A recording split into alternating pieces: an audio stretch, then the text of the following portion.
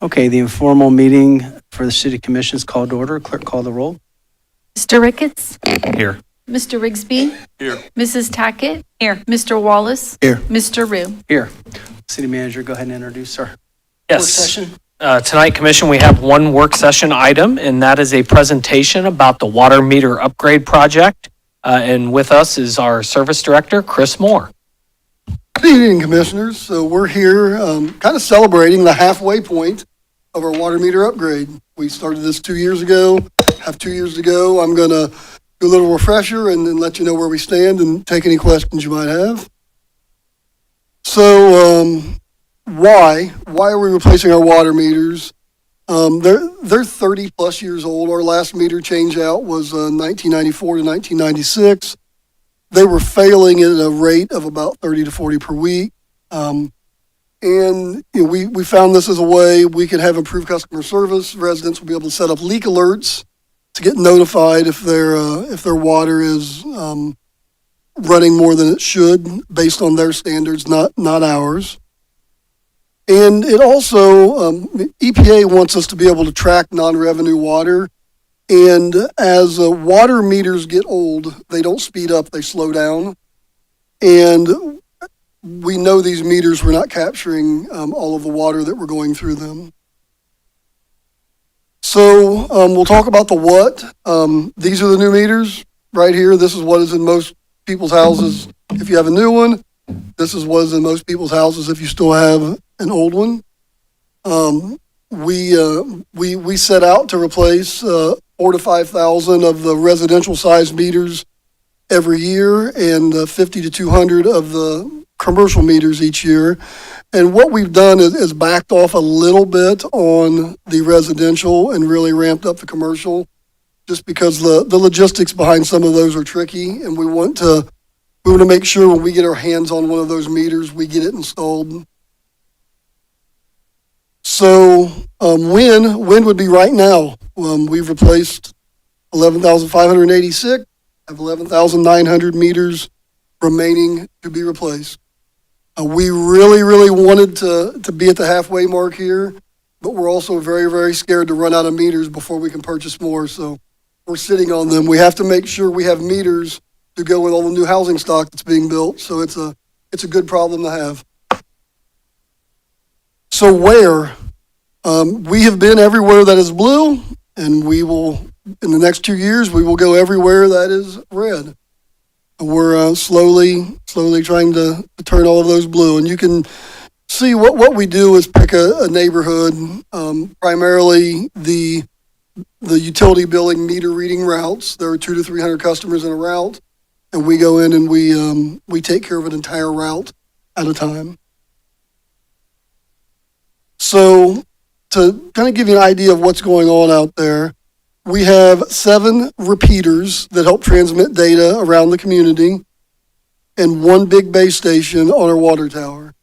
So the information goes from these water meters to the repeaters through the tower to a database so that it can be read by the folks in utility billing and referenced in our office when we're working with people on leaks and usage calculations.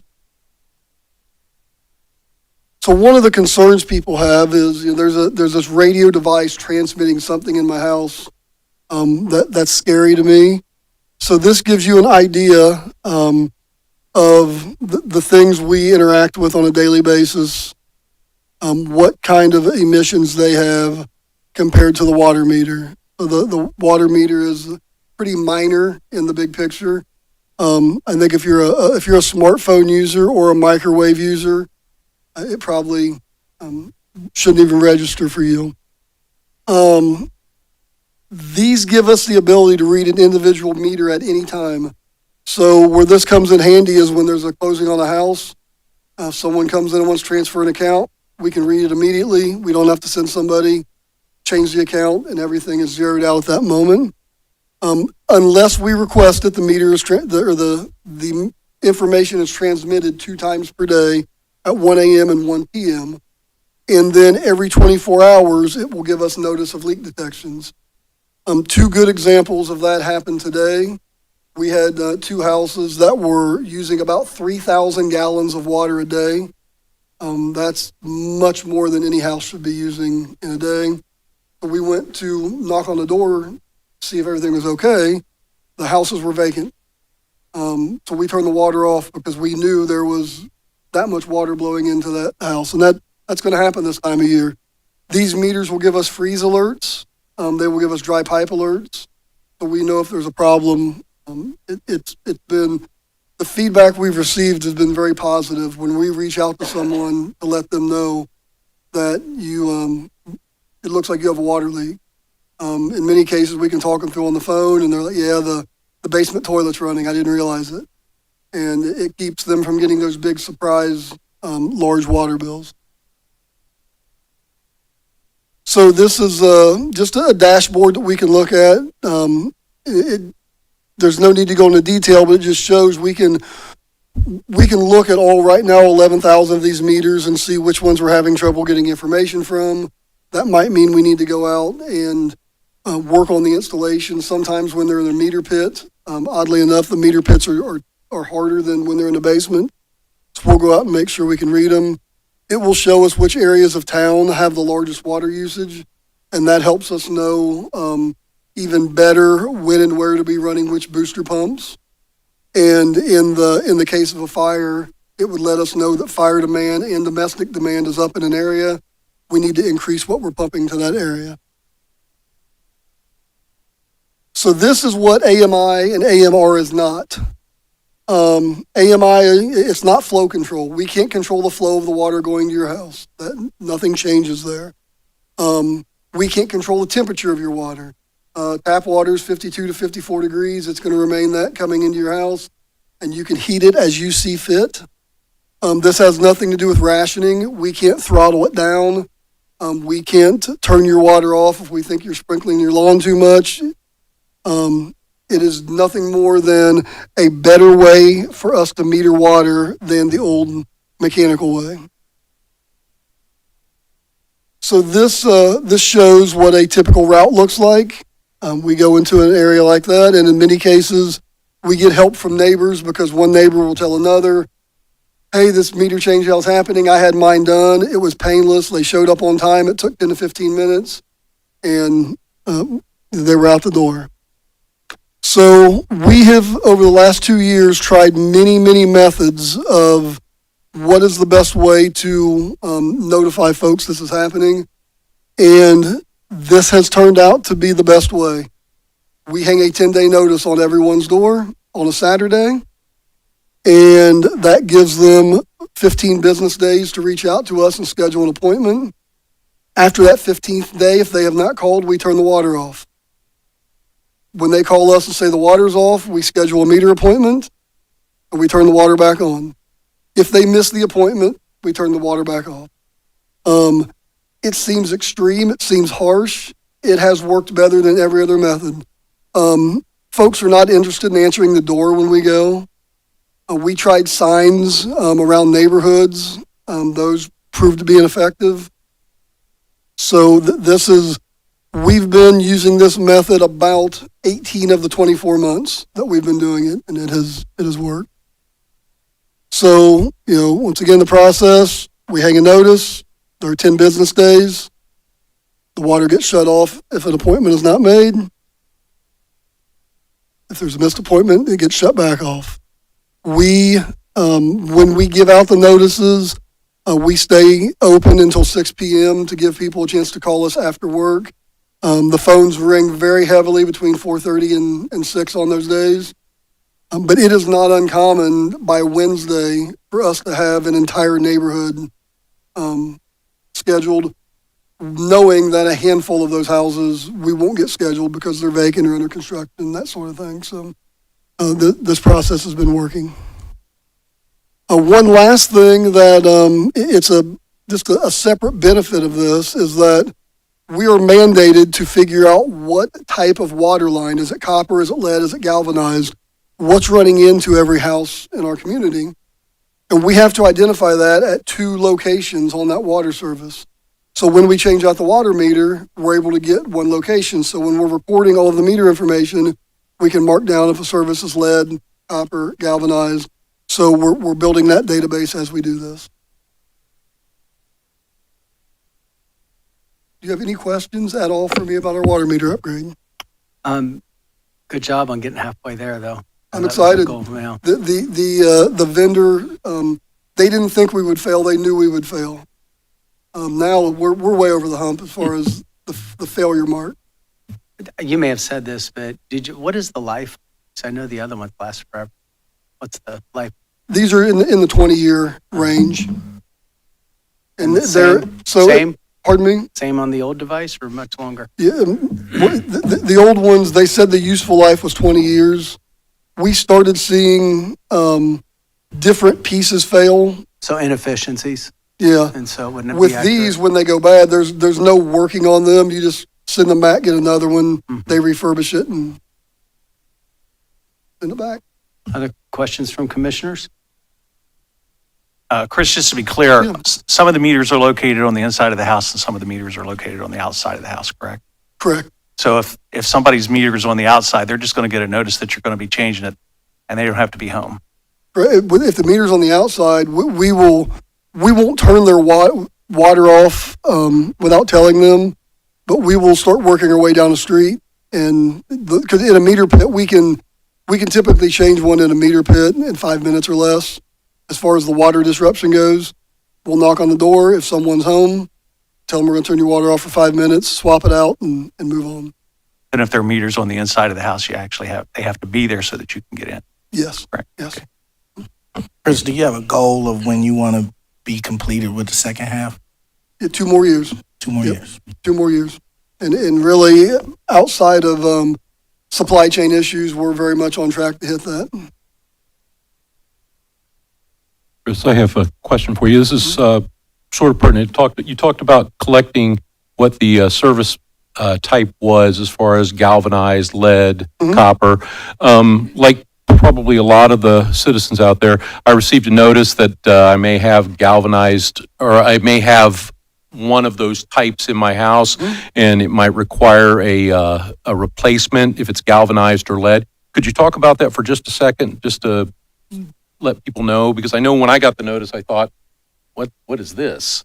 No, unfortunately, the notices are very alarming. The language is mandated by Ohio EPA, and we continue to try to soften it to the extent possible.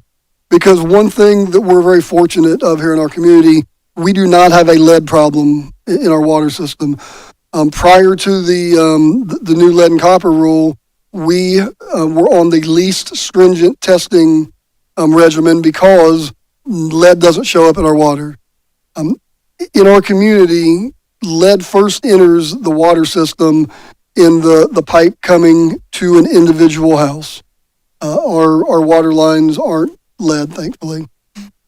So what we have to do per US EPA law is identify what every service is made of on the city side and the property owner side, which it can be different and is in many cases, and then work to replace all the ones that are lead or galvanized that has ever been downstream of lead. Until we do that, we have to send letters to every single customer every single year. So the only people that don't get a letter are the ones we know the entire service is copper. So everybody who is lead, galvanized requiring replacement, or unknown, which the unknown is the big number, they all get a letter. Mine is an unknown. I drink tap water all day. It doesn't concern me. If anybody is ever concerned about lead in the drinking water, we have a ton of resources on our website at springfieldohio.gov/lead. We will gladly talk to people. Because we want to, if you're concerned, we want to, one, educate you, but also help you identify what your pipes are to either put you at ease or help you get a plan of action and get our records up to speed.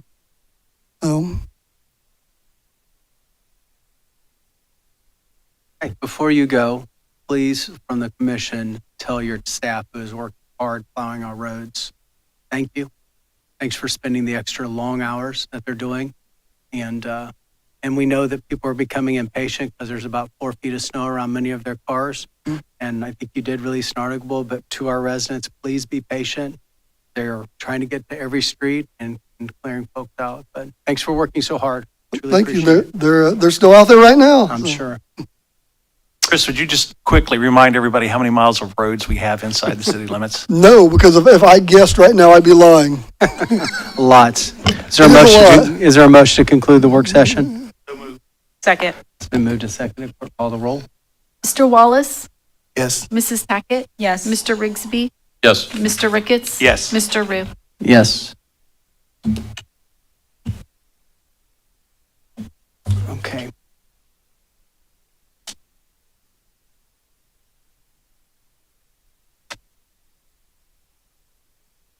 We have a hearing. Okay.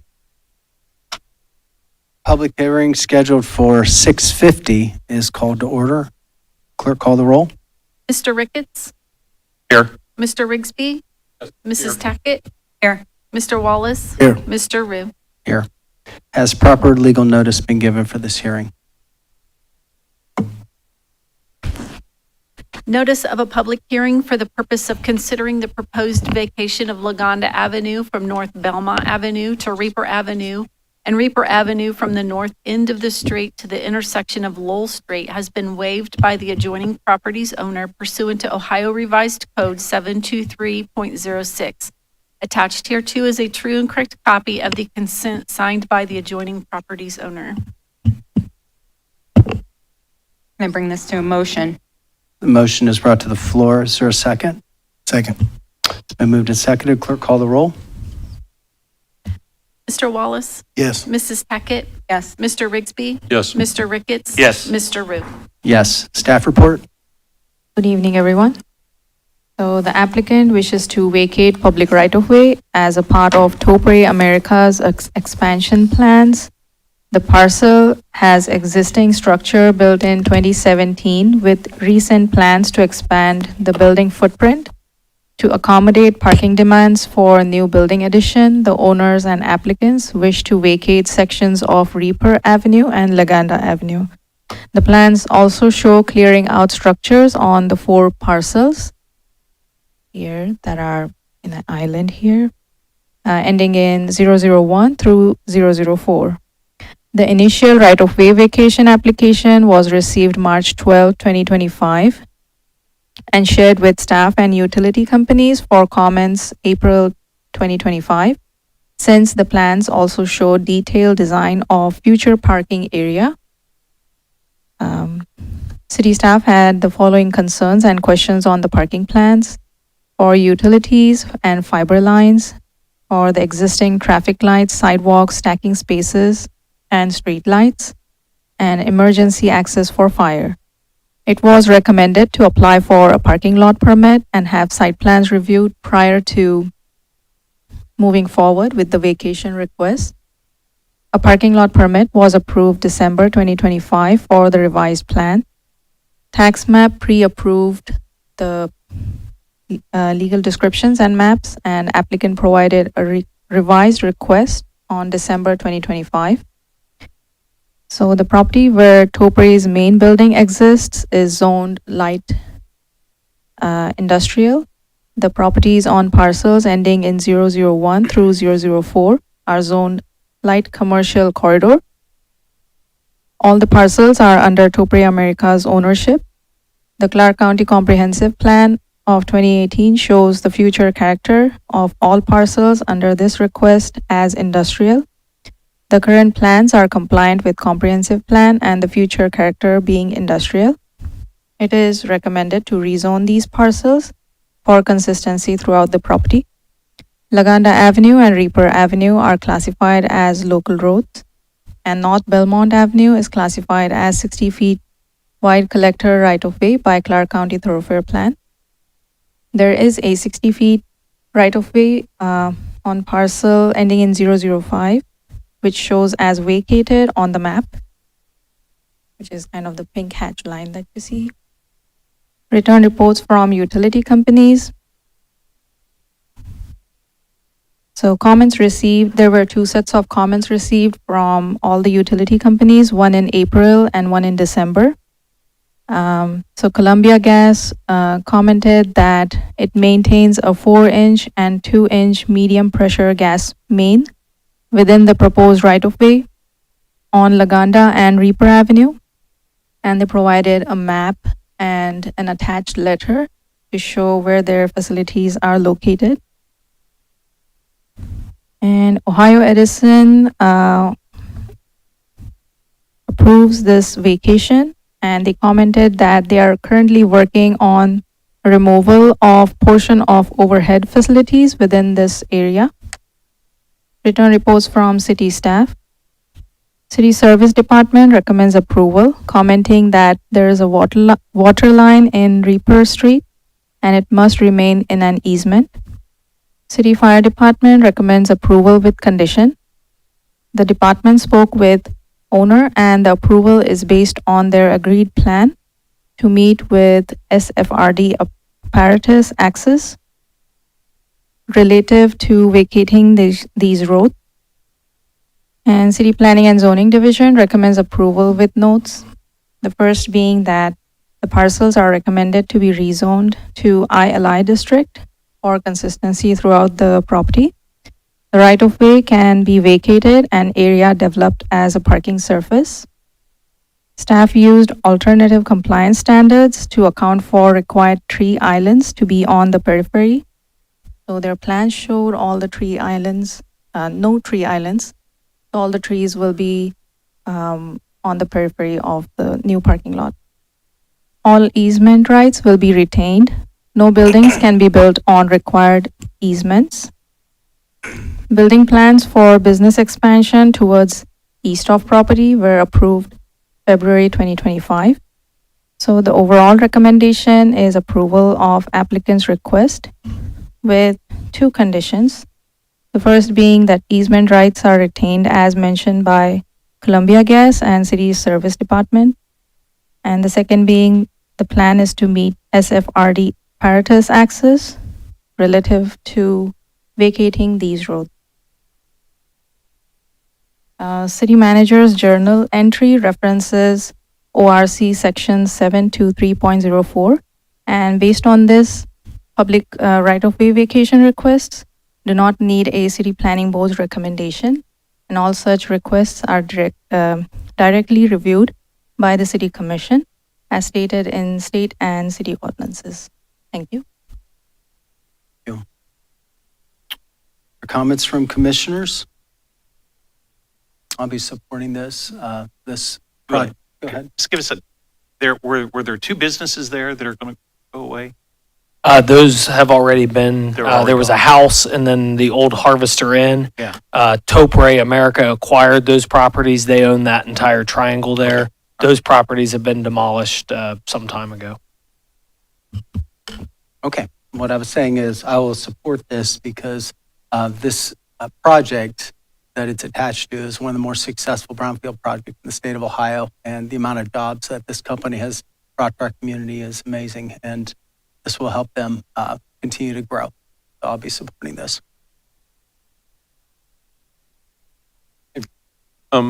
We had talked about this. There are more jobs coming as part of this project. Could you speak to that just a little bit? Yes, this is associated with their recent addition. So the public's probably seen the expansion going there to the south. That is a hot stamping facility. And yes, they will be adding additional jobs to the jobs they already have created on that property with this new hot stamping facility.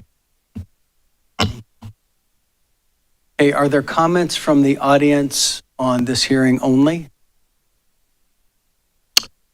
Hearing none, is there a motion to adjourn the hearing? So moved. Second. And moved and seconded. Clerk, call the roll. Mr. Ricketts? Yes. Mr. Rigsby? Yes. Mrs. Tackett? Yes. Mr. Wallace? Yes. Mr. Rue? Yes. The hearing scheduled for 6:55 is called to order. Clerk, call the roll. Mr. Wallace? Here. Mrs. Tackett? Here. Mr. Rigsby? Here. Mr. Ricketts? Here. Mr. Rue? Has proper legal notice been given of this hearing?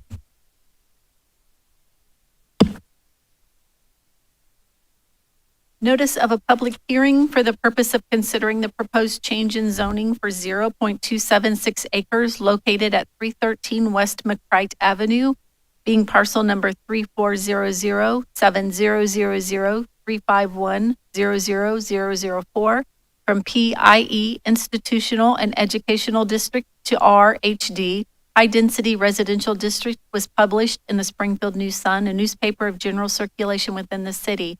Attached here too is a true and correct copy of the legal notice published on December 23rd, 2025. I move that the communication be ordered, received, recorded in the minutes, and filed. Second. Been moved and seconded. Clerk, call the roll. Mr. Ricketts? Yes. Mr. Rigsby? Yes. Mrs. Tackett? Yes. Mr. Wallace? Yes. Mr. Rue? Yes. Staff report.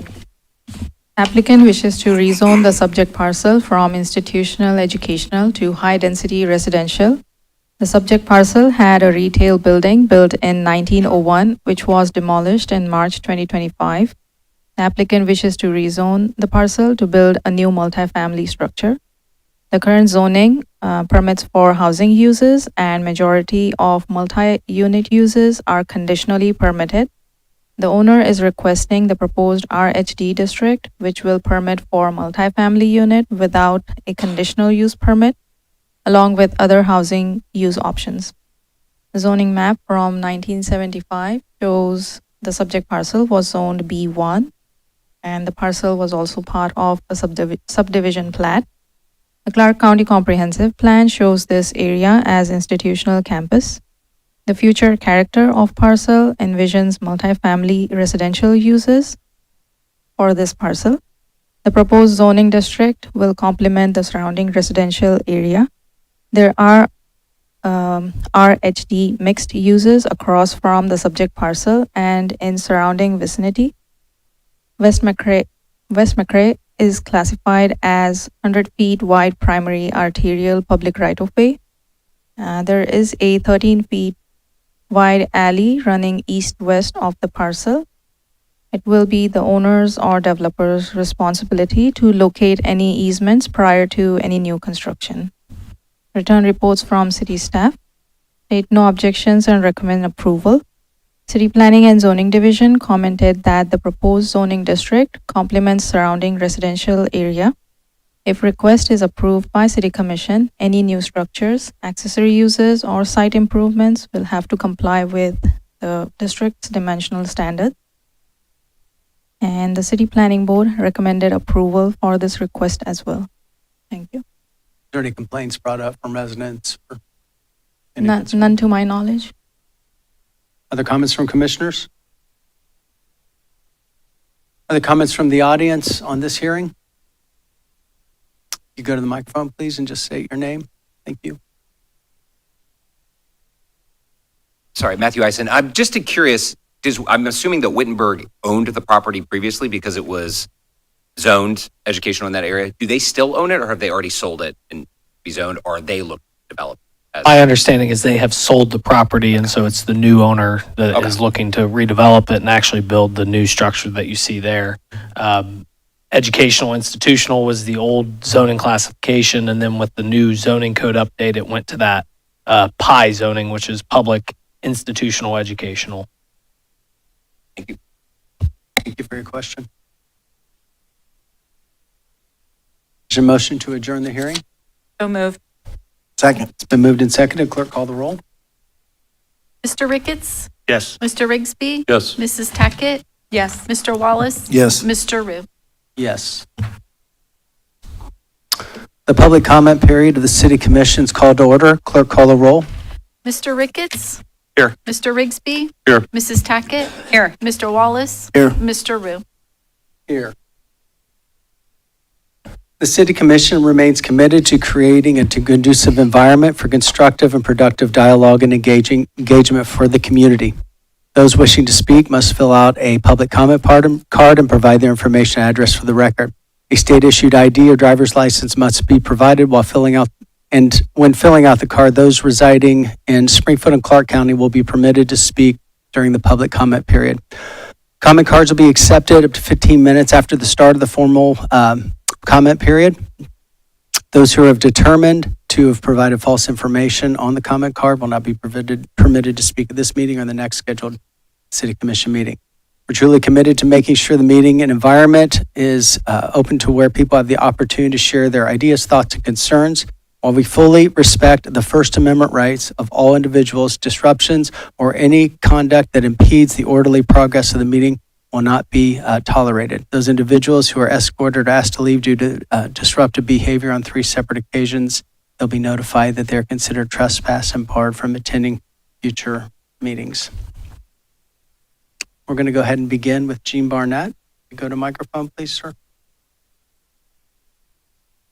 I'm going to say while Gene's going to the microphone, at the end of the comment period for our legislative meeting, I have 2 statements. I will read one about the pending ending of TPS, and the second one will be in relation to the warming shelter that has been operating in the city of Springfield.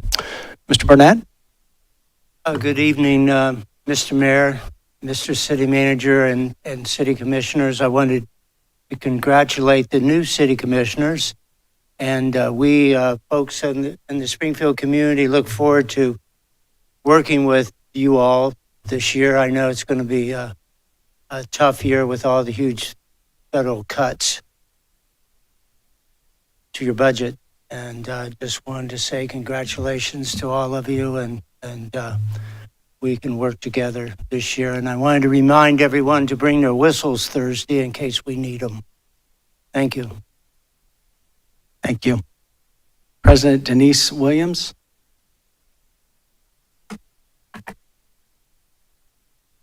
Oh, you have a comment card. Okay. Diane Daniels?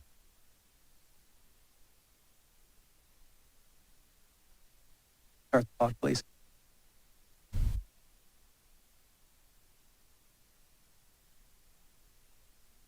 How wonderful to have finished my sentence and to be back in the Palace de Rue, here in the throne room before my liege King Rue, the king of chaos, the perpetuator of chaos. You, my liege, have worked very hard to earn the title bestowed upon you. Your title could have been much different, but you ignored chances to thwart the chaos in 2023, the total chaos in 2024, President Trump thanks you, and now the ensuing circus and chaos in 2026. In fact, you, my liege, you refused to meet with certain citizens. You were asked personally by a citizen to have a discussion with others of like mind to discuss safety and security for all citizens. Remember what you told this citizen? I will meet with you every other Tuesday for 3 minutes. Who did you allow to have a seat at the table? In this room, not once but twice? Well, of course, the NAACP and their guards, the Nation of Islam. Right here, twice. The topic, roundtable discussion on racism and discrimination. Both meetings turned out to be struggle sessions for the mostly white liberal women in attendance. And you wonder why the Blood Tribe showed up. They knew what you did, and they knew much more.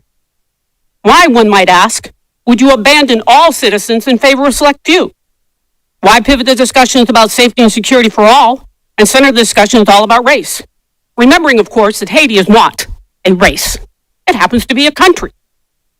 We have the receipts, the videos, the Zoom calls, the X accounts. So did the Blood Tribe. In my opinion, based on the plethora of information from these sources, that you, King Rue, are morally and ethically bankrupt and not worthy of holding office for all citizens, and you should resign.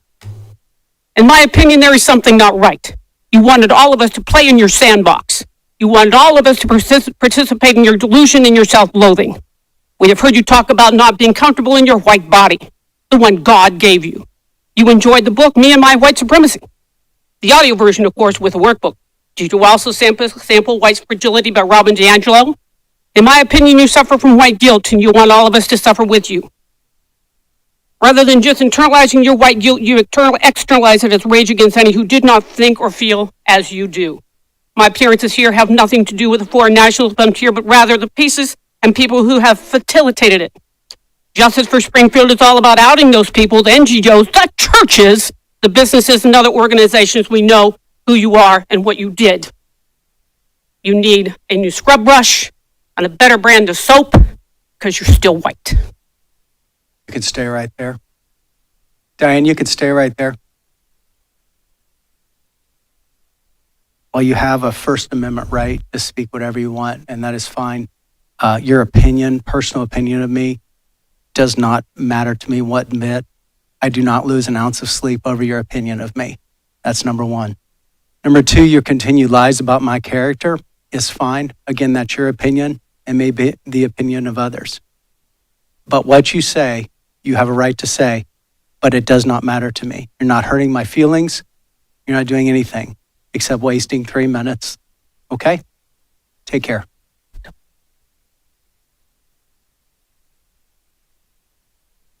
Marcita Jeffrey. Okay. Matthew Eisen.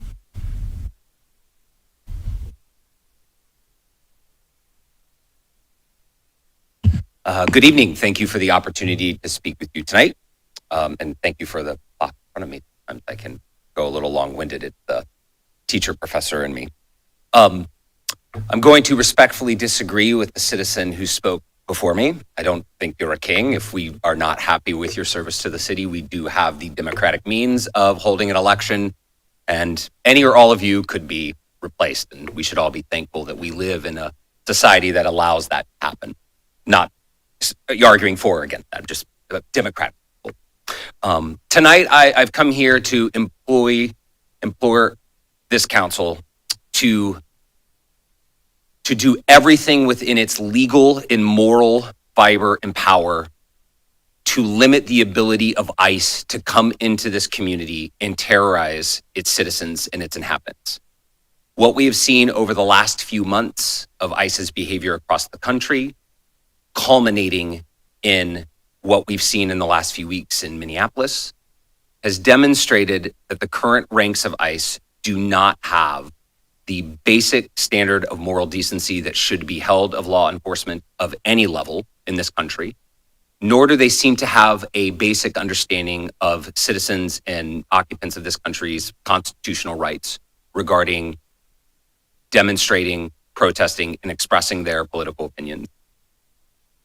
This could include limiting ICE's ability to wear masks while in this city and while in the city limits, instructing the local law enforcement that their legal obligations are to protect the citizens of this city, and that subsequent, when ICE violates those terms, which is not an abstract idea, we have all seen the video of them doing this repeatedly, that their responsibility is to protect the individuals in this community. And so I know that this is a very difficult situation, and I know that we do not have the resources of a large city where we have seen ICE mobilizations over the last year at these types of immigration reinforcement. Like many individuals in this room, assuming, of course, if there are violent criminals, like we're not talking about that. I trust local law enforcement to handle such situations. But we could be on the precipice of a very, very dangerous and ugly situation. And while it is really scary, looking back on it, I don't think that you want your names associated with what could be happening and what might be happening in the city. So I just strongly encourage all of you to find all of the legal resources within your power. Thank you. Lori Stefan.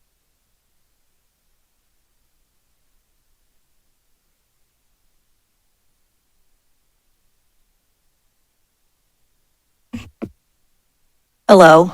I'd like to echo some of what our previous speaker said. I'm a resident of Springfield, and I am quite concerned about ICE and Border Patrol coming to our community. They have been doing some very horrific things. I would like to suggest that the council mandate that they not wear masks, that they identify themselves with badge and name. I would also like to suggest that the Springfield Police Department do everything in its power to keep us safe. I have been to many of the protests, and I want to compliment the police department. They have done an excellent job of protecting our rights, protecting everyone's right to protest when there have been problems. They have been very respectful, very responsive. So kudos to the police department. They've done a great job. And I know this isn't really in your wheelhouse, but I'm going to put it out there anyway. Springfield City Schools, I know you guys do not control them. However, I would like to ask that you put whatever pressure you can on them to come up with a better plan than business as usual for dealing with ICE. What the superintendent has said I don't think he understands the severity of what is coming, or he, I don't know what his views are. But in any case, I think there needs to be a better plan. So thank you for this opportunity to speak. And Mr. Rue, I can't apologize for anyone, but I know I have a good friend who speaks very highly of you. You were very helpful to her during a time of crisis in her life after her father committed suicide. You took care of their funeral, and so you are a man of good character. Thank you. Thank you. Mayor. Peru? Mayor, real quick, just because it's come up twice, I was going to have Jill Allen just speak directly to the idea of the mask and banning masks. Yes, so the question as to whether or not the city can mandate if ICE officers wear masks is something that is a federal policy. We cannot regulate federal policy. We cannot interfere with them. We could make a resolution that would support not wearing a mask and a suggestion, but we cannot mandate or dictate federal policy. If you'd like to go, you can go speak. You had 20 seconds left if you want to go to the microphone and speak, ma'am.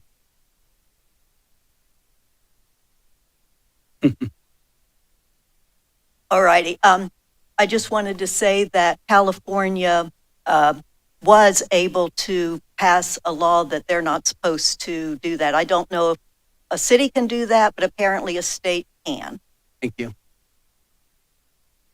Thanks for your concern. Jen Casto.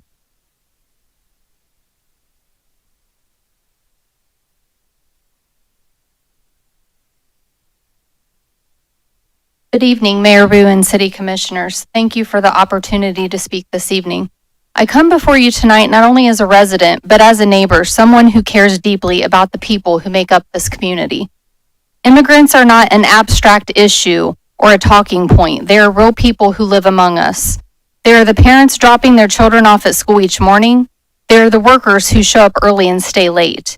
They are the nurses, laborers, pastors, small business owners, and volunteers who quietly help hold Springfield together. Our city is stronger, kinder, and more resilient because they are here. Temporary Protected Status, or TPS, has allowed families, including many of our Haitian neighbors, to live and work legally in our community for years. These families have built lives here in good faith. They have paid taxes, followed the law, and contributed to the common good. Should the federal administration allow TPS to expire on February 3rd, it would tear stability away from people who have already endured unimaginable hardship. Families will be thrown into fear overnight. Parents will worry about being separated from their children. Kids will carry anxiety into classrooms. Employers will lose dependable workers. Churches, schools, and service providers will be left to respond to trauma that never had to happen. At the same time, the arrival of federal enforcement entities in our city sends a chilling message. It fractures trust. People become afraid to report crimes, seek medical care, or ask for help. That fear does not make Springfield stronger, it makes us weaker. This is about who we choose to be as a community. Loving our neighbor is not conditional. It does not depend on where someone was born, what language they speak, or the color of their skin. Every human being deserves to be treated with dignity and respect. When we allow policies rooted in fear or cruelty to take hold, we lose something essential, our moral compass. Reasonable people should not tolerate cruelty, injustice, oppression, or the exploitation of the most vulnerable. We should not tolerate prejudice, blind loyalty, hypocrisy, or apathy, whether it comes from government, political parties, industry, religion, or individuals. When harm is happening, silence is not neutrality, it is acceptance. There is another way forward, one grounded in compassion, courage, and shared humanity. I invite you and the broader community to stand publicly for dignity and family unity at the upcoming gathering. Here we stand, faith leaders for immigration justice and family unity, February 2nd at 9 a.m., which will take place at St. John Missionary Baptist Church here in Springfield. This is a critical moment for Springfield. Let us show our neighbors, our children, and the nation that we choose dignity over fear, love over indifference, and unity over division. Thank you for listening, but most of all, thank you for choosing compassion. Thank you. Thank you, Ms. Castro. Von Hendricks? What's up? Okay. So I like what you said, about you don't lose no sleep, what I'm saying, over this day in and day out hate that we see. I see it every day on my news feed, just hate from some people in this room, the Richard Jordans, all these people hateful. They wish, they said I look like something off a plantation and I should be hung. Things like that. They say things like, Haitians are equivalent as dogs, like, or less than, like, the words that come out of these people's mouth is wild, but I do not lose no sleep over them. You know what I mean? It kind of humors me because they do it so much, and I'm like, okay, I got over that stage, But, man, if these are the people that we got in our city, we got a problem, We got a big problem.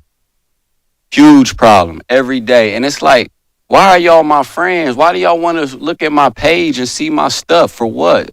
So y'all could say these mean, evil things? Wow. It's just wow. And then the people, ICE that's coming in, we seen on TV, how they handle certain situations, just like the last one, with pushing that old lady before, the man was shot. Like, this what our city about to see? And, it's just wild to me, though. And then Topre, they building for expansion. Who they gonna have to work there? Some of these people in Springfield ain't gonna work. Not all of them. A few. But I really just want to say, man, shout out to y'all. Shout out to our police. Shout out to our firefighters. Shout out to the people that's here day in and day out. Shout out to our new commissioners. And shout out to the people that's really helping move forward and help this city be better. The city has a lot of history of a lot of hateful stuff, but, I haven't seen it, till Trump got in and, made everybody happy to be like, hey, get them all out of here. Why? Because they're helping our city? Why? Because they're working? Why? Because the kids are going to school and have the best grades that people done seen? Why? Because they're family oriented? Why? Because they don't bother nobody? Why? Because they came here and they built this city in a matter of, it seemed like, seconds. Is that what we mad at? I don't know. I'm just a kid from Springfield and wants it to be better. And I keep fighting. Shout out Springfield, move forward. Asa Duffy, excuse me.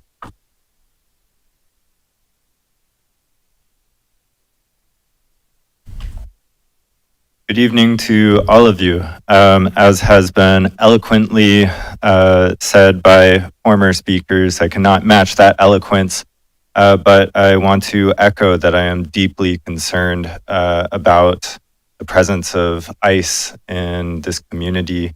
I'm deeply concerned for my neighbors. And so while I recognize that the commission's powers in this matters may be limited, as has been pointed out, that it cannot be mandated that ICE agents are unable to wear masks over their face.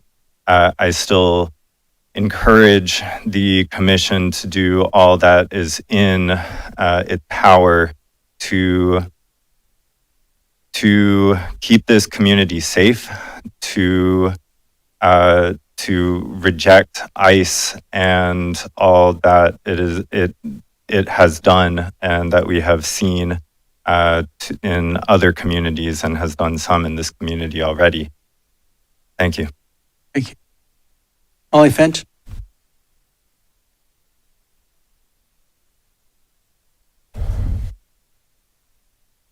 Thank you for the chance to speak. I am a soon-to-be mom, so I'm thinking a whole lot about kids. And I know that you don't directly represent the school district. I don't either, but I'm still going to show up and do as much as I can to support these kids because across the country, ICE is showing up around schools. Kids have watched their parents get detained during drop-off and pickup. Some kids have been taken with their parents. Attendance drops when this happens because for all families with kids, no matter how much they value education, their worst nightmare is separation. And I understand that the message of business as usual, just act normal, and trust that the administration will handle things is intended to soothe people and provide normalcy. But that doesn't work when folks are already on high alert. Families hear that their fear doesn't matter. Teachers hear that they very well may be on their own. And kids are feeling that fear already. We're not shielding them from it. They know. So we can't pretend that what's happening elsewhere won't happen here. We need a real response from the district that takes the risk and concern seriously, communicates clearly, and gives teachers and principals agency to acknowledge and address the very real threats facing their kids. If a masked stranger with a gun approaches your child, no matter who you are, no matter what side of the aisle, your alarm bells go off. If a masked stranger claims authority and you don't feel reassured, you feel threatened, because they could be anyone, situations escalate faster. You get mistakes, misidentification, and panic. Police work becomes harder. So I want to make a separate request to the City Commission. Please consider a city ordinance that strongly suggests, even if you can't require it, that ICE agents operating in Springfield be clearly identifiable and not masked, to be pro-safety and pro-accountability. Even if someone fully supports immigration enforcement, basic principles still should apply. Law enforcement should be identifiable. Authority should be transparent. That's how you protect officers, families, and bystanders at the same time. So I'm asking for two things. Real serious planning from Springfield City Schools to protect students and families, not dismissiveness, as much pressure as you can put on them to do that as soon as possible. And real leadership from this commission to protect public safety and accountability by requiring or strongly suggesting or whatever it is, federal agents operating here to be clearly identifiable. Thank you for your time. Thank you. Thank you for speaking. I want to encourage you to attend a city school board meeting as well and share your concerns. I'm not, and I don't, anybody else is going to say anything other than we can't speak for the district themselves. They have their own governing body. And that's not a pass along, but I do recommend that you read that exact thing at the school board meeting, which I think is Thursday. Do we know what time? 6 o'clock Thursday. I recommend you going and making your statement known as well. I'm going to go ahead and read my statement from the commission on TPS.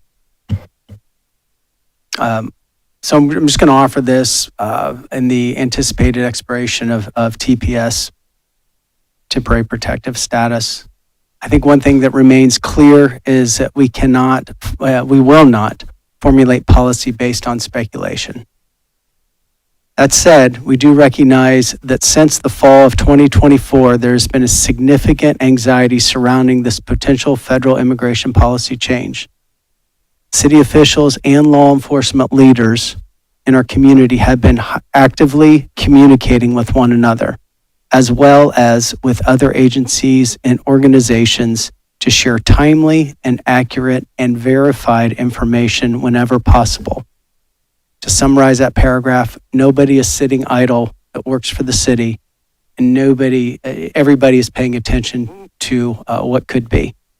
However, the reality is that there are so many unknowns.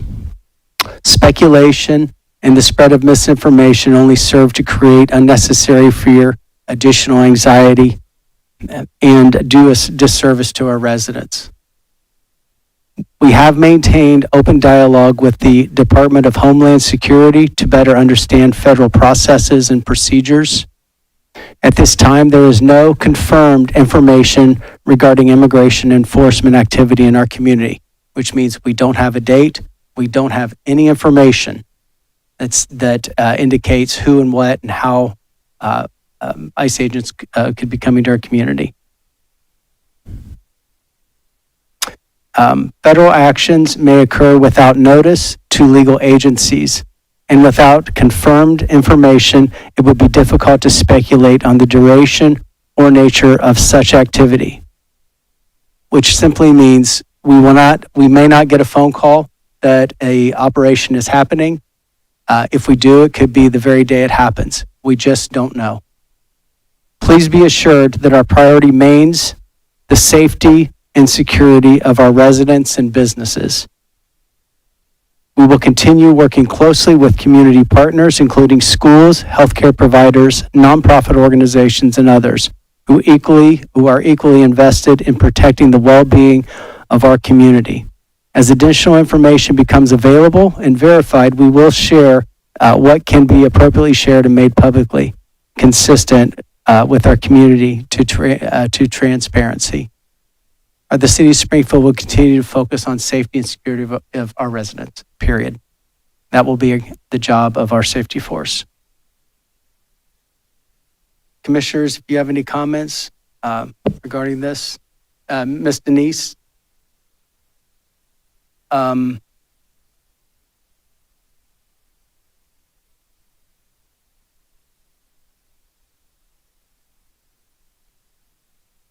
Only because you filled out a comment card earlier. Thank and you. did not, okay. I deeply apologize, but I tried to sit still. Yeah. I'm not able to. Yep. So I appreciate you allow me just a few minutes. I want to first welcome. No more than 3. Okay, thank you. I want to first welcome the new commissioners. I haven't had a chance to meet with you guys, but soon as everything clear up, we will be calling and getting connection, okay? I want to say publicly to our mayor, you are so much appreciated. You have been to our meeting. You have attended our function, as a mayor should do. It is so hard to hear harsh words that try to divide us. We are now facing something terrible. We don't need any added extra nonsense like we heard earlier. I am encouraging everyone to stay peaceful. Don't give in to ICE. Don't be in the way. But we must stay prayerful. And Mayor, you have a job that I don't wish on anyone.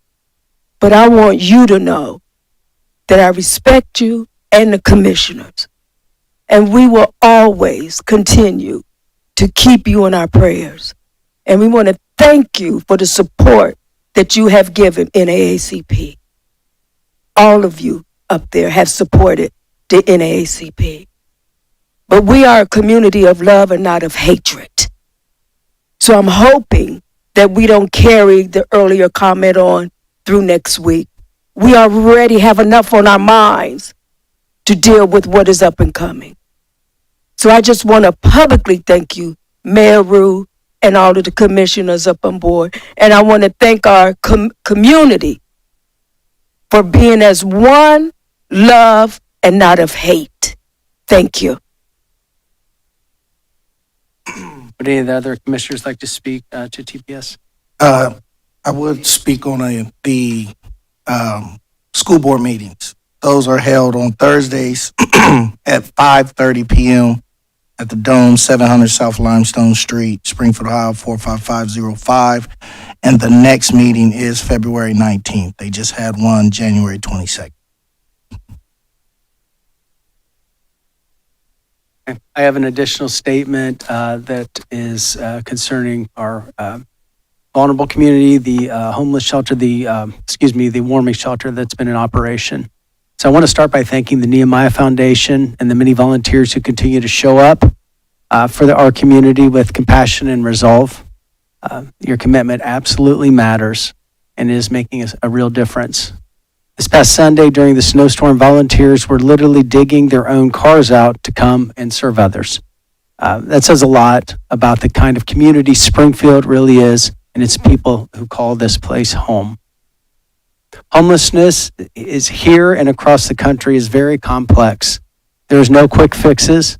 It takes sustained effort, strong partnerships, and people willing to step forward when it matters the most. With dangerously cold temperatures upon us, the moment is now. Our community warming shelter is operating 24 hours a day.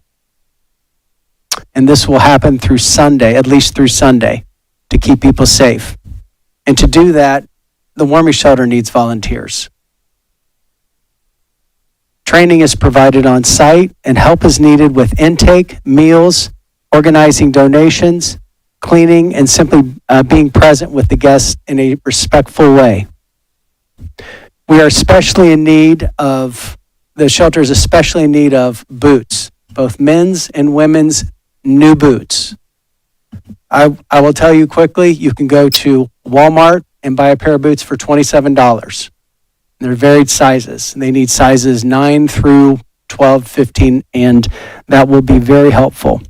While they appreciate the donations of folks bringing in used clothes, it's more helpful if they can be new or nearly new, if you will, okay? So sweatshirts, jackets, warm clothes are all needed. I know Commissioner Tackett has also been in tune with the needs, and so I'm making sure we're reading this again as she did in the last meeting. Meals, paper cups, small cups, paper towel, and things like that are also needed for the stay. They're feeding over 140 people a day, okay? And so it's not just the 48 cots that are there with actually 49, but it's also the folks that are coming in from the cold and eating. And so the need is very real. If there is a business listening to this, I make a plea to you to adopt a couple days. For about $500, you could probably feed 1.5 to 2 meals. And I encourage you to adopt a day during this cold snap, okay? The polar vortex that we're in right now. Donations can be dropped off at the Salvation Army. That's 15 South Plum Street. Volunteer sign-up sheets and links are available through the city and our partners. Springfield has always risen to a moment like this. And I want to thank those who are stepping up. I want to thank those who will step up. And this is how we take care of one another. Thank you. Other commissioners like to speak to this? Thank you, Mayor Rue, for sharing that out. I also want to add that there's been a request for art supplies. So even though we deal with basic human needs, they also would like some activities to do. And there's some pretty wonderful artists in there. So if anyone has some extra art supplies and can drop those off for activities for them, that is also welcome. I would like to just say that in the past, I've seen people come in here and accuse this commission of not caring about the homeless people in our county. I have seen over the last month some things from our own employees and from the mayor where they have personally shown up and worked at the warming center. Our own Logan Cobbs was there the other day. I don't know how she got there, but it was on the day when we had over a foot of snow, and she was there in the morning, and she was there for over 5 hours. I have personally witnessed the mayor showing up several times in his own vehicle and asking them what they need, and he comes back an hour later, and his SUV is full of food and supplies. That's the kind of mayor that we have.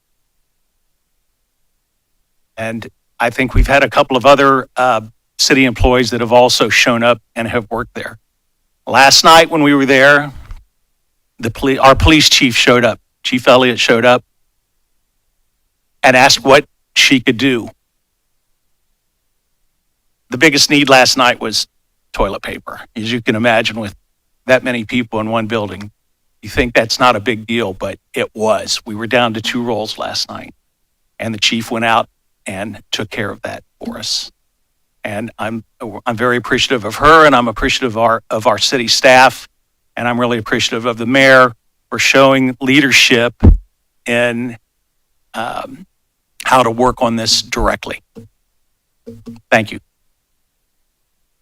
Thanks. I think I was sitting in the Clark State Martin Luther King Day celebration, and a gentleman that spoke, Carter, said something about proximity affecting you and how you view situations, how you view people. And I can tell you, since I've been elected, proximity towards so many different situations has caused my awareness to increase.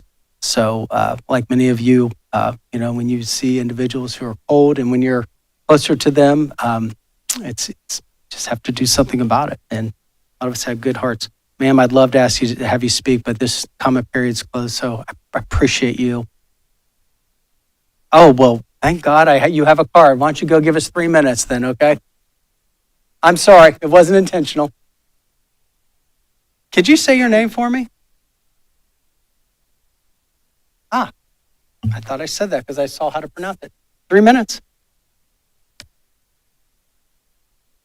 That wasn't intentional, ma'am. You know that. Yeah, but that's how. Cool?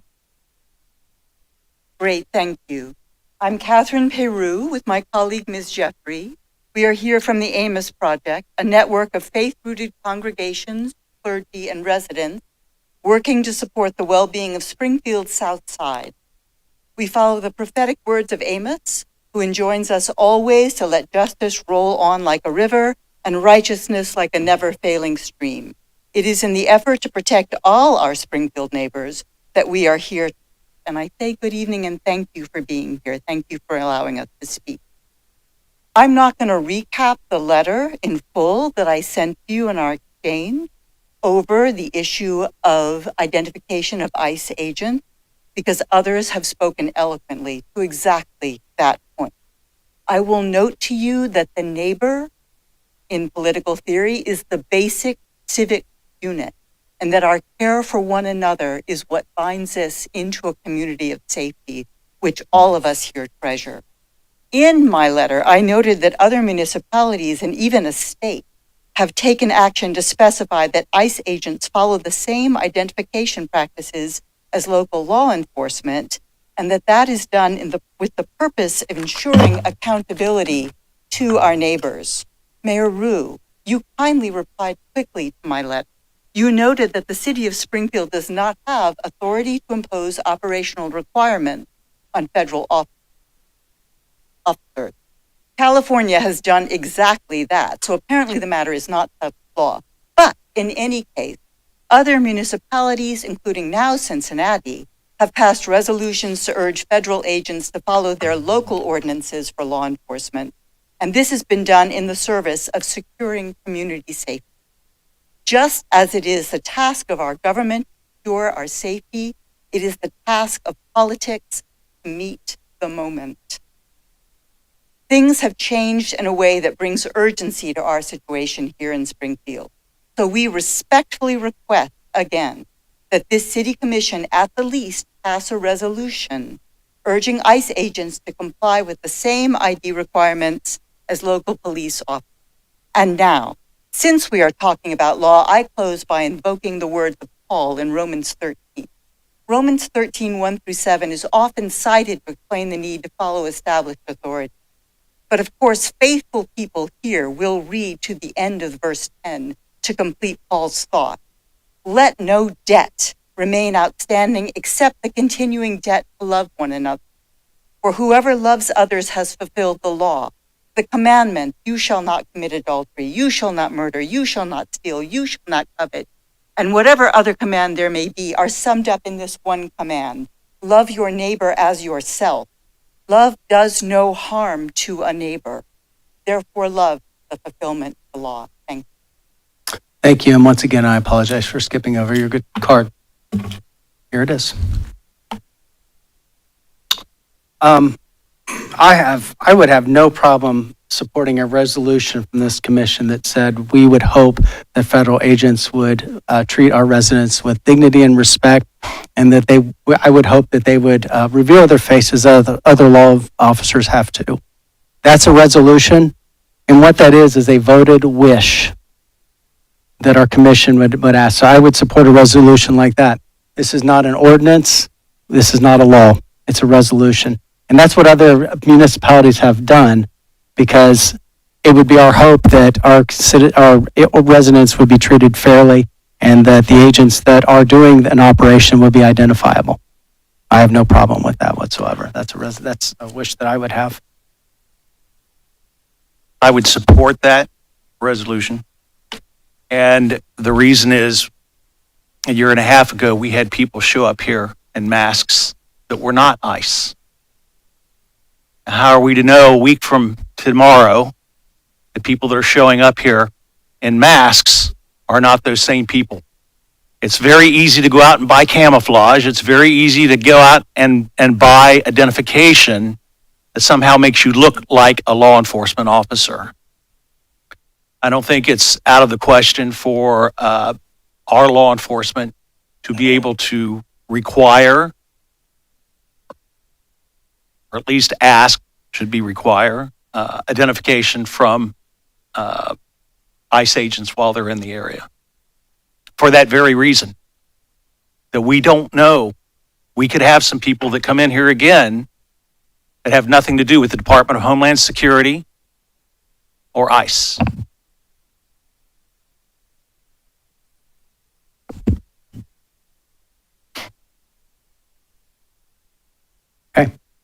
So this is, I just want to be clear, a resolve is a wish from the commission, a hope that that agents that would come in the community representing the federal agency, immigration and border patrol would treat our citizens with the residents here with dignity and respect.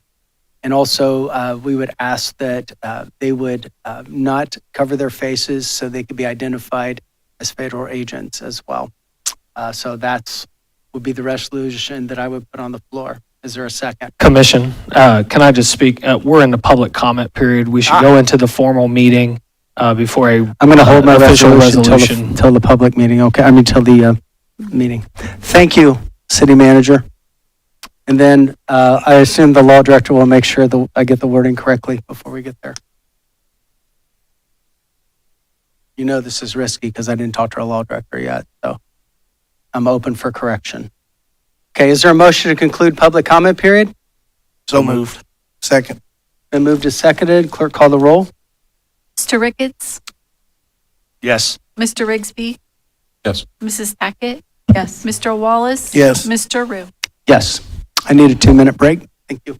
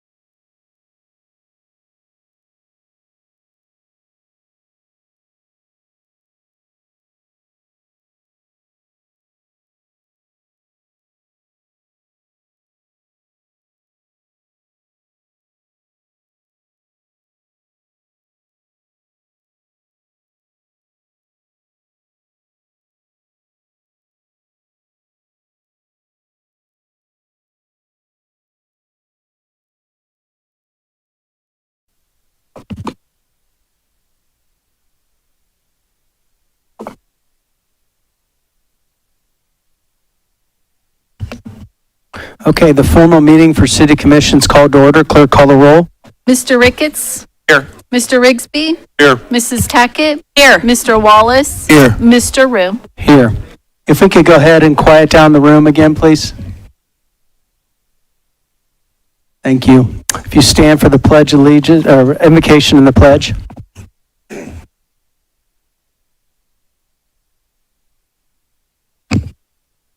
Father, I just thank you for the opportunity to govern the city, and I ask that you would bring peace in the community, that you would keep peace. I just trust you. Just thank you to be with those most vulnerable community, the homeless community. Be those that are affected by the weather. Be with those. Again, I just ask for your United States of America. Republic.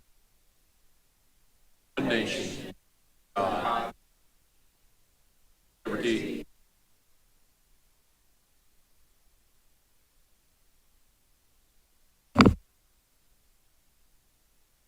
Is there a motion to approve minutes? So moved. Second. Moved and seconded. Clerk, call the roll. Mr. Ricketts? Yes. Mr. Rigsby? Yes. Mrs. Tackett? Yes. Mr. Wallace? Yes. Mr. Rue?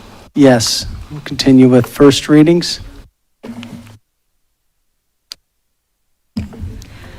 Amending the zoning map of Springfield, Ohio by rezoning 0.276 acres located at 313 West McCrite Avenue, Springfield, Ohio, from PIE Institutional and Educational District to RHD High Density Residential District.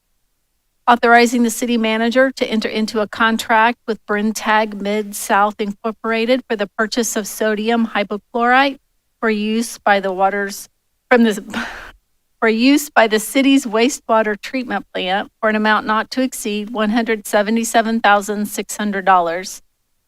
Confirming and approving renewal of the contract with MaxSolve Environmental and Safety Consultants for environmental consulting services for an amount not to exceed $300,000. Authorizing the city manager to enter into amendment number 2 to the purchase agreement with Clark County Land Reutilization Corporation to remove 15 properties from the purchase agreement.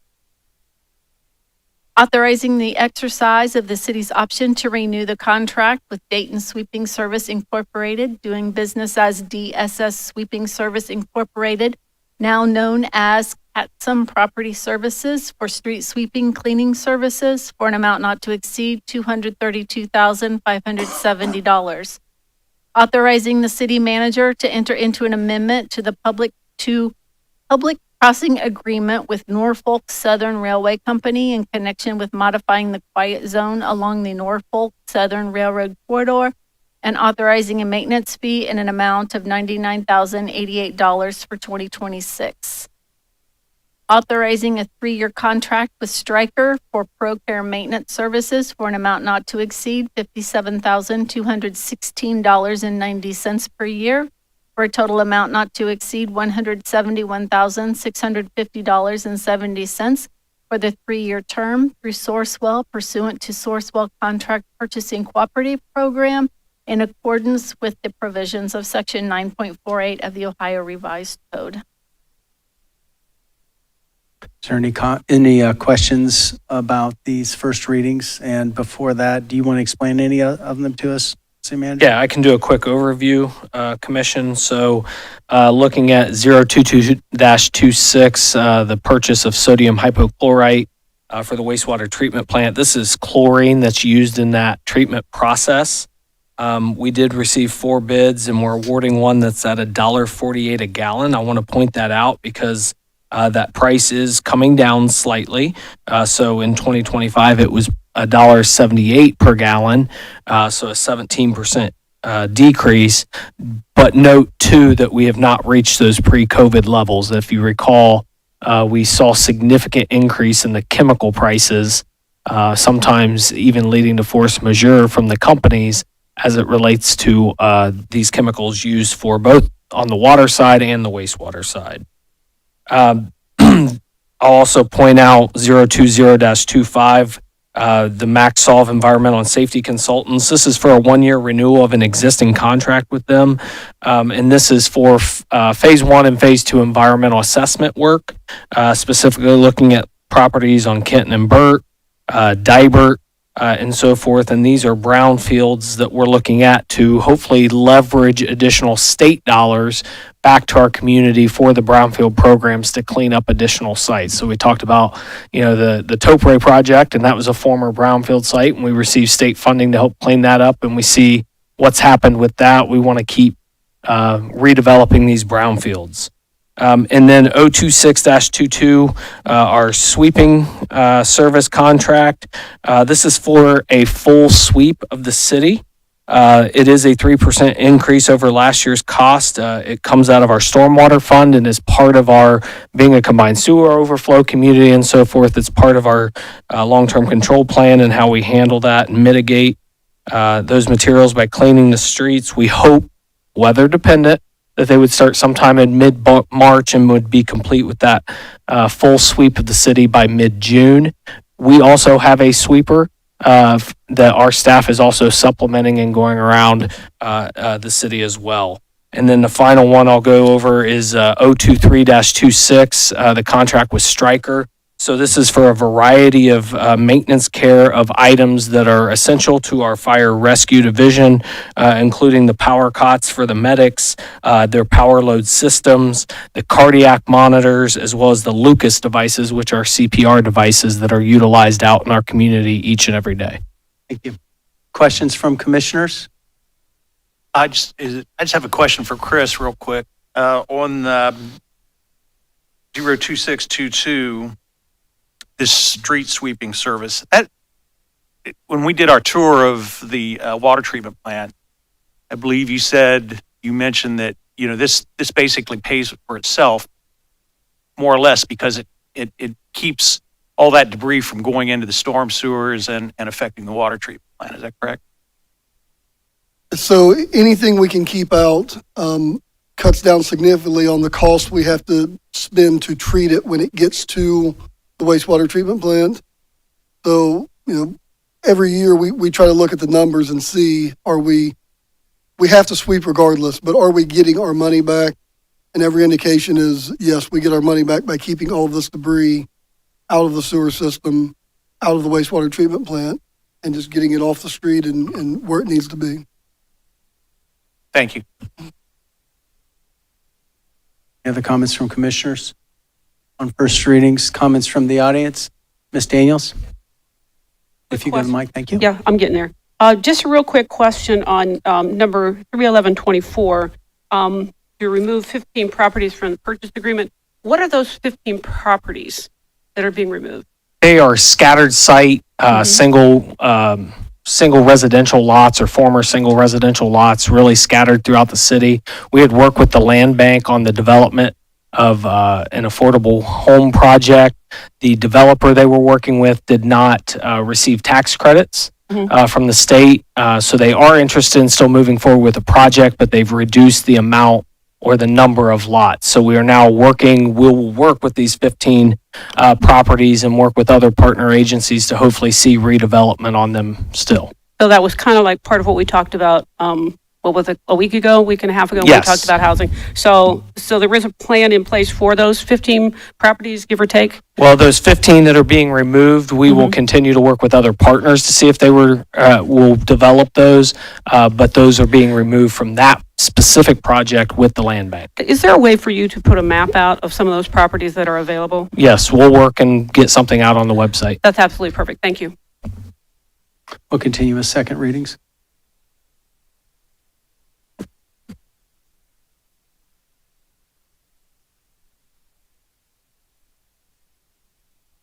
Providing for the issuance and sale of notes in the maximum aggregate principal amount of $17,622,000 in anticipation of the issuance of bonds for the purpose of paying the costs of various public infrastructure projects. So moved. Second. It's been moved and seconded. Are there comments from commissioners? From the audience? Just want to explain what For the the bonds second might reading, be go used ahead. for. Certainly, Commissioners. So this is the annual issuance of our various purpose note dating back to 2019 when we first issued some of the debt that is rolling into this note. The new debt that's included is $2 million for AMI, which you heard about in the work session this evening from Service Director Chris Moore. We anticipate rolling these notes into a long-term bond issuance next year. Thank you. Thank you. The comments from the audience on this? Clerk, call the roll. Mr. Ricketts? Yes. Mr. Rigsby? Yes. Mrs. Tackett? Yes. Mr. Wallace? Yes. Mr. Rue? Yes. Authorizing the purchase of one IBAK Panorama camera truck of the latest model year available from Brown Equipment Company for an amount not to exceed $681,760.81 through Sourcewell pursuant to the Sourcewell Contract Purchasing Cooperative Program in accordance with the provisions of Section .948 of the Ohio Revised Code. So moved. Second. Been moved and seconded. Other comments from commissioners? From the audience? Clerk, call the roll. Mr. Rigsby? Yes. Mrs. Tackett? Yes. Mr. Wallace? Yes. Mr. Ricketts? Yes. Mr. Rue? Yes.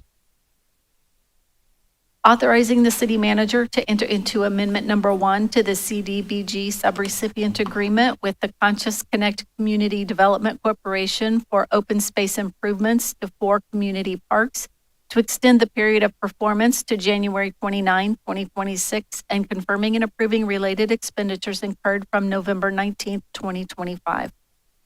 So moved. Second.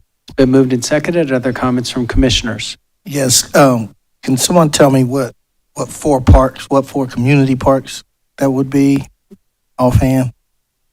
I'm looking at Community Development Director Logan Cobbs to see if she has that answer. As she's looking that up, too, just to point out, this was an agreement that we had entered into back towards the end of 2024 with Conscious Connect for redevelopment of these areas in our community, and we're extending this completion date so that we can pay out some of the invoices that came in after that completion date, but still was work that was completed by the Conscious Connect. This comes out of previous year's CBDG money. Yes, this is from previous year's Community Development Block Grant. Good evening, Commissioners. Logan Cobbs, Director of Community Development. The 4 parks are Grand Avenue Park, located at 341 Grand Avenue, Auburn Tolliver Peace Garden Park, located at 1623 South Limestone Street, Provis Neighborhood Visioning Garden at 1217 Linden Avenue, and the Green Environmental Outreach Park at 724 Plum Street. Thank you. Those are very nice things of what they've been doing there. Just wondering. Thank you. Other comments from the audience? Clerk, call the roll. Mrs. Tackett? Yes. Mr. Wallace? Yes. Mr. Ricketts? Yes. Mr. Rigsby? Yes. Mr. Rue? Yes.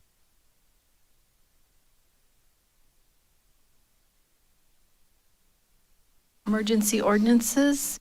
Vacating Lagonda Avenue from North Belmont Avenue East to Reaper Avenue and vacating Reaper Avenue from Lagonda Avenue South to Lowell Street and declaring an emergency therein. So moved. Second. It's been moved and seconded. Other comments from commissioners? From the audience? Clerk, call the roll. Mr. Wallace? Yes. Mr. Ricketts? Yes. Mr. Rigsby? Yes. Mrs. Tackett? Yes. Mr. Rue? Yes. Authorizing the dedication of 0.061 acres of real property located on Lowell Street between North Belmont Avenue and Reaper Avenue as public right-of-way and declaring an emergency therein. So moved. Second. Been moved and seconded. Other comments from commissioners? From the audience? Clerk, call the roll. Mr. Ricketts? Yes. Mr. Rigsby? Yes. Mr. Wallace? Yes. Mrs. Tackett? Yes. Mr. Rue? Yes. Authorizing the city manager to apply for, accept, and enter into a cooperative agreement to finance a portion of the city's Miracle Mile Water Line Improvement Project with the Ohio Water Development Authority. Authorizing the city manager, finance director, and law director to do all things necessary to implement said loan application and cooperative agreement and to comply with all relevant local, state, and federal legal requirements and declaring an emergency therein. So moved. Second. It's been moved and seconded. Other comments from commissioners? Brian, could you please kind of explain? I've seen a few of these that's coming up. Could you just kind of explain what these projects are a little bit? Yeah, I'll actually, with the financing and so forth that's handled out of our finance department, I'll have Katie kind of explain the financing. And then if there's questions on specific projects as we award the contract, I'm happy to have Chris Moore explain the limit of the project. Certainly, Mayor and Commissioners, just to provide a larger overall view for these next 11 items on the agenda. The first four of the 5 projects, the first item on the agenda is the financing of that project, and then that's followed by the award of the construction contract. The 5th project includes 2 loan applications before the contract award, hence why we have an odd number having 11 items on the agenda here. All of these items represent water and sewer infrastructure projects that were planned through our capital and budget process. They were included in the 2026 city manager's preliminary budget and discussed during our budget meetings with Commission. We are leveraging state financing programs through OWDA, or the Ohio Water Development Authority, and Ohio Environmental Protection Agency, or Ohio EPA. These programs allow us to move forward using long-term, low-interest financing, and in some cases offer 0% interest and principal forgiveness dependent on the project. So costs are sometimes reduced and are spread over time rather than impacting ratepayers in a single budget cycle. In the past, we've compared that to like a mortgage where we're spreading that cost out over 30 years instead of impacting in that first year. The timing and emergency action allows us to meet state loan application deadlines and get contracts and financing in place now so that these projects are ready to move forward as soon as weather allows us to. From a procurement perspective, all of these projects were competitively bid through a fair and open process, and the contracts before you tonight are being awarded to the lowest and best bidders. So just summarizing overall, we're using the best tools available to the city to responsibly invest in our infrastructure, protect essential service delivery, and manage costs for our residents. And so as we move through these 11 agenda items, I'm happy to talk through any financing specific and then rely on Service Director Chris Moore if there are questions about the actual project. Thank you. Thank you very much. Comments from the audience? Clerk, call the roll. Mr. Rigsby, Yes. Mr. Wallace, Yes. Mrs. Tackett, Yes. Mr. Ricketts, Yes. Mr. Rue. Yes. Authorizing the city manager to enter into a contract with Milcon Concrete for the Miracle Mile Water Line Replacement Project for an amount not to exceed $1,180,950 $1,180,950 and declaring an emergency therein.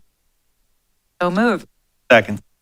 It's been moved and seconded. City Manager, you want to go and explain why some of these larger contracts are being placed in emergency ordinance?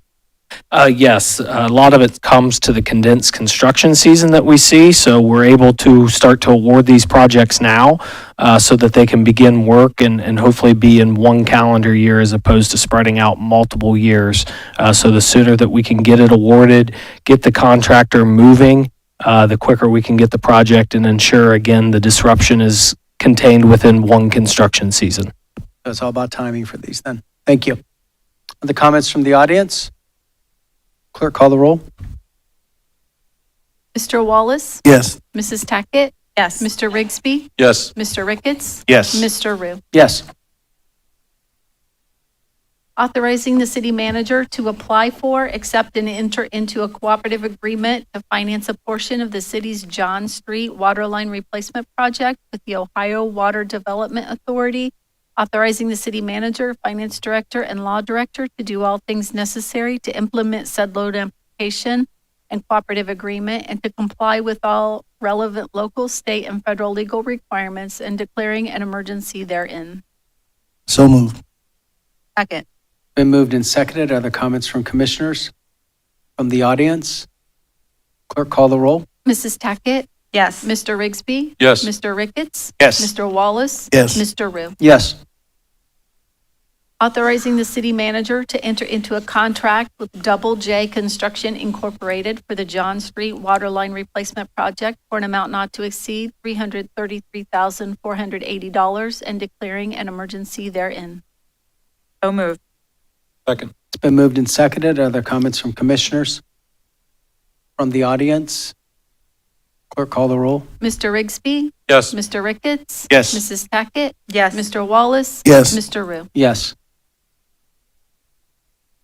Authorizing the city manager to apply for, accept, and enter into a water supply revolving loan account loan agreement with the Ohio Environmental Protection Agency and Ohio Water Development Authority to finance a portion of the city's 2026 Lagonda Avenue and Columbus Avenue Water Service Replacement Project, authorizing the city manager, finance director, and law director to do all things necessary to implement said loan application and agreement and to comply with all relevant local, state, and federal legal requirements and declaring an emergency therein.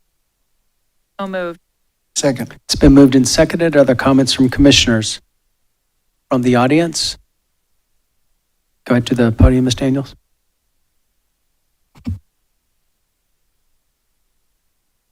Could one of you kind of give us a kind of rundown on we're doing a lot of water replacement. We talked a little bit when we had this meeting, but for the good of all, why don't you explain real quickly some of the problems that we're running into with the water lines and the age of them, if you don't mind? City manager? Yes, I'll have our service director Yeah, kind of talk that's through some of good. the things that we see specifically with aging Right, infrastructure. exactly. Thank but- you. I won't speak to any of these one specific project, but broadly on the projects that are before you tonight. We have areas that are high main break areas where we know we're going to be there multiple times a winter. The Ohio EPA encourages us to keep a list of the top 25 areas and be proactive in upgrading the infrastructure in those areas. We have other areas where the lines were, when they were installed decades ago, they were the right size. They're no longer the right size. They don't support proper fire flows. They can't support a fire hydrant. So we're making sure we're taking care of those little places. Some of the other areas have shallow, galvanized and or lead water services. They are problematic from a health and safety standpoint, according to Ohio EPA. They're also problematic for us if we go in to do a roadway resurfacing project. Any heavy disturbance of the top 6 inches of the roadway or the street base will cause those lines to break. So some of these projects address those old lines in those cases. Thank you. Mhm. Clerk, call the roll. Mr. Ricketts? Yes. Mrs. Tackett? Yes. Mr. Wallace? Yes. Mr. Rigsby? Yes. Mr. Rue? Yes. Authorizing the city manager to enter into a contract with Majors Enterprises Incorporated for the Lagonda Avenue and Columbus Avenue Water Service Replacement Project for an amount not to exceed $1,723,796 and declaring an emergency therein. So moved. Second. Been moved and seconded. So, more so you're saying that you have a list of like, in 5 years, you know, there's certain sections you're going to have to be proposing these exact things happening, right? So just appreciate the thoroughness and these have probably been on your list for at least 5 to 10 years. Am I right? Okay. Other comments from the audience? Clerk, call the roll. Mrs. Tackett? Yes. Mr. Wallace? Yes. Mr. Ricketts? Yes. Mr. Rigsby? Yes. Mr. Rue? Yes. Authorizing the city manager to apply for, accept, and enter into a cooperative agreement to finance a portion of the city's new chemical storage and feed system improvements project with the Ohio Water Development Authority. Authorizing the city manager, finance director, and law director to do all things necessary to implement said loan application and cooperative agreement and to comply with all relevant local, state, and federal legal requirements and declaring an emergency therein. So moved. Second. It's been moved and seconded. Are there comments from commission? From the audience? Clerk, call the roll. Mr. Wallace? Yes. Mr. Ricketts? Yes. Mrs. Tackett? Yes. Mr. Rigsby? Yes. Mr. Rue? Yes. Authorizing the city manager to enter into a contract with Peterson Construction Company for the new chemical storage and feed system improvements project rebid for an amount not to exceed $4,670,000 and declaring an emergency therein. So moved. Second. It's been moved and seconded. Are there comments from commissioners? From the audience? Clerk, call the roll. Mr. Ricketts? Yes. Mrs. Tackett? Yes. Mr. Wallace? Yes. Mr. Rigsby? Yes. Mr. Rue? Yes. Authorizing the city manager to apply for, accept, and enter into a water supply revolving loan account loan agreement with the Ohio Environmental Protection Agency and Ohio Water Development Authority to finance a portion of the city's 2026 West High Street Utility Upgrade Project. Authorizing the city manager, finance director, and law director to do all things necessary to implement said loan application and agreement and to comply with all relevant local, state, and federal legal requirements and declaring an emergency therein. So moved. Been moved and seconded. Are there comments from commissioners? From the audience? Clerk, call the roll. Mrs. Tackett? Yes. Mr. Wallace? Yes. Mr. Ricketts? Yes. Mr. Rigsby? Yes. Mr. Rue? Yes. Authorizing the city manager to apply for, accept, and enter into a water pollution control loan fund loan agreement with the Ohio Environmental Protection Agency and Ohio Water Development Authority to finance a portion of the city's 2026 West High Street Utility Upgrade Project. Authorizing the city manager, finance director, and law director to do all things necessary to implement said loan application and agreement and to comply with all relevant local, state, and federal legal requirements and declaring an emergency therein. So moved. Second. It's been moved and seconded. Are there comments from commissioners? From the audience? If you go to the podium, Ms. Daniels.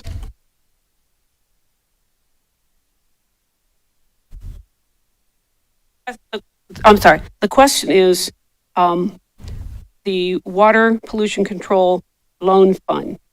What is that? Ms. Katie? That is one of the financing mechanisms available to the city through the state and the federal government. And specifically here, when we look at that loan structure, large portions of this are eligible for principal forgiveness, meaning we don't pay anything. And then another portion of this is estimated at a 0% interest rate. Gotcha. So It wasn't my question, it was Larry's, but yeah, thanks. certainly. Clerk, call the roll. Mr. Wallace? Yes. Mr. Ricketts? Yes. Mr. Rigsby? Yes. Mrs. Tackett? Yes. Mr. Rue? Yes. Authorizing the city manager to enter into a contract with L.J. Deweese Company Incorporated for the West High Street Utility Upgrade Project for an amount not to exceed $1,228,951 and declaring an emergency therein. So moved. Second. It's been moved and seconded. Are there comments from commissioners? From the audience? Clerk, call the roll. Mr. Ricketts? Yes. Mr. Rigsby? Yes. Mrs. Tackett? Yes. Mr. Wallace? Yes. Mr. Rue? Yes. Confirming and approving change order number 1 to the contract between the city and CW Tree and Outdoor Service LLC for the 2025 sidewalk curb and gutter program to increase the contract in an amount not to exceed $157,754 for a total amount not to exceed $1,602,756, authorizing the city manager to execute said change order number 1 and declaring an emergency therein. So moved. Need a second? Second. It's been moved and seconded. Are there comments from commissioners? Yeah, can you explain what this is, Brian? Yeah, so specifically, this change order is the Northern Estates area, which is where we're getting ready to pave, but we had the sidewalk curb and gutter program. The increase comes from trying to match the sidewalk elevations with the properties where the sidewalks is completed. And so matching those elevations increase the cost. The comments from the audience? Clerk, call the roll. Mr. Rigsby? Yes. Mrs. Tackett? Yes. Mr. Wallace? Yes. Mr. Ricketts? Yes. Mr. Rue? Yes. Confirming and approving adoption of the City of Springfield Cybersecurity Program in compliance with Section 9.64 of the Ohio Revised Code that safeguards the city's data, information technology, and information technology resources to ensure availability, confidentiality, and integrity consistent with generally accepted best practices and declaring an emergency therein. So moved. Second. It's been moved and seconded. Are there comments from commissioners? From the audience? Clerk, call the roll. Mrs. Tackett? Yes. Mr. Wallace? Yes. Mr. Rigsby? Yes. Mr. Ricketts? Yes. Mr. Rue? Yes. Confirming and approving the amendment of ordinance number 25-138 to revise the transfer of monies authorized and declaring an emergency therein. So moved. Second. It's been moved and seconded. Ms. Katie, you want to explain this real quick? Certainly, Mayor and Commissioners. So this ordinance confirms and approves adjustments to the 2025 transfer of monies based on our final year-end actuals. While expenditures remained within our approved appropriation and budget authority adjustment to the transfers from the general fund to other funds are necessary to more accurately reflect year-end our financial position. Thank you. Comments from the audience? Clerk, call the roll. Mr. Wallace? Yes. Mr. Rigsby? Yes. Mr. Ricketts? Yes. Mrs. Tackett? Yes. Mr. Rue? Yes. Confirming purchases and obtaining of services for the city and providing for payments therefore and declaring an emergency therein. So moved. Second. It's been moved and seconded. Are there comments from commissioners? From the audience? Clerk, call the roll. Mr. Rigsby? Yes. Mr. Ricketts? Yes. Mr. Wallace? Yes. Mrs. Tackett? Yes. Mr. Rue? Yes. Okay, new items on the agenda. At this time, I'm going to move that this resolution to urge all federal law enforcement operating in the city of Springfield, Ohio, to comply with city policy, city ordinances, and police operational requirements related to masks and officer identification. We implore federal law enforcement agents to adhere to these requirements to protect public safety and promote accountability. Is there a second? Second. This has been moved and seconded. Are there comments from commissioners? From the audience?